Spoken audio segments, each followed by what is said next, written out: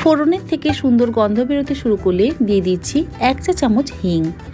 হিংটাকে লো ফ্লেমে একটু ভেজে নেব।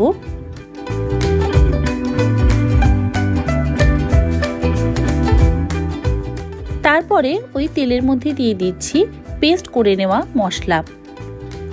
লো ফ্লেমে মশলাটাকে ভালো করে 1 থেকে 1.5 মিনিট সময় ধরে কষিয়ে নিচ্ছি।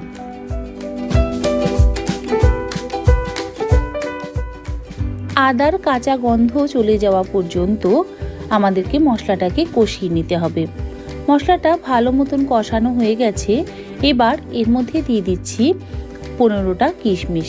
কিশমিশটাকেও একটু 1 মিনিট সময় ধরে ভেজে নেব। কিশমিশ ভাজা হয়ে গেছে।